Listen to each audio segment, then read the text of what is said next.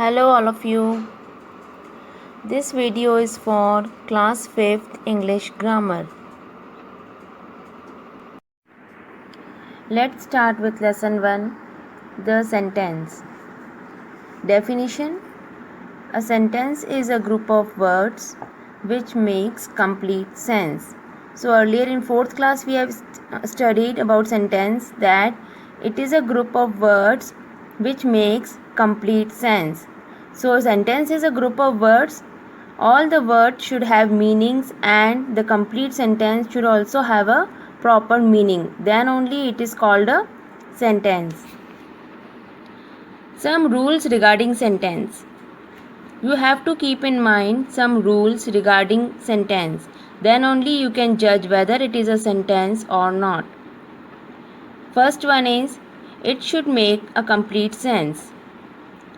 Second one, it must begins with a capital letter. So first and the foremost thing is that it should have a complete sense and it must begins with a capital letter. Third one is, it must ends with a full stop. So after completing the sentence we have to put full stop at the end of the sentence. So all these three rules you have to keep in mind. Now here are some examples for your practice. You have to see in all these sentences whether it is said to be a sentence or not. If it is a sentence, you have to put a tick mark, and if it is not a sentence, you have to cross it. First one, the book is on the table. See in this first sentence, the sentence is starting with capital letter and it is ending with a full stop, and it is also having a perfect meaning, so it is a sentence. Second one, the theater is near my house. In this also, sentence is starting with a capital letter and it is also ending with a full stop, and it is also having a perfect meaning. Third one, in the air. Now see in this, it doesn't have any meaning. It is starting with a capital letter but it is not ending with a full stop. So it is not said to be a sentence. We will cross it. Fourth one, how beautiful she is. It is starting with a capital letter and it is ending with a exclamation mark, and it is also having a proper meaning. So we will take the sentence because it is a perfect sentence. Then fifth one, Ram is a good boy. In this, it is starting with a capital letter and ending with a full stop, and it is also having a proper meaning. So it is a perfect sentence. We will tick the sentence. Sixth one, an apple is a fruit. It is having a perfect meaning, but it is not starting with a capital letter and also it is not ending with full stop. So it is not said to be a perfect sentence. So we will cross it. Now seventh, under the chair. Under the chair, it doesn't make any sense and it is also not starting with a capital letter. So we will cross it because it is not a perfect sentence. Now, in the sky, it is same as seventh one. It is also not making any sense and it is not starting with capital letter. So we will again cross it. Last one, the girl is eating ice cream. In this you can see clearly it is a perfect sentence because it is starting with capital letter, ending with a full stop, and it is also having a proper meaning. So from above discussion you have understood what is sentence. Now here are some homework questions for you all.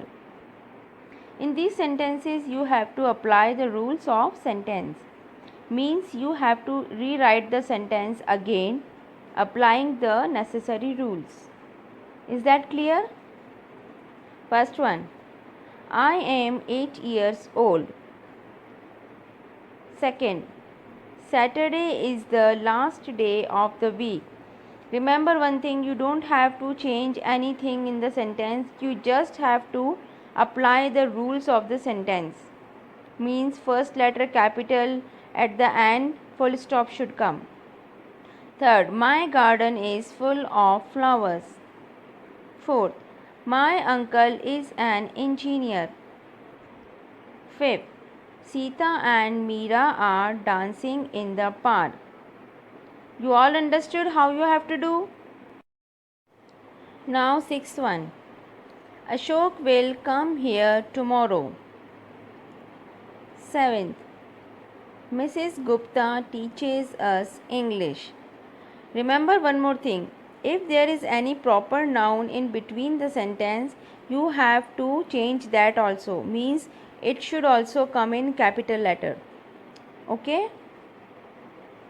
Eighth one. Mr. Gill has bought a new car. Ninth. Some boys were flying kites. 10th.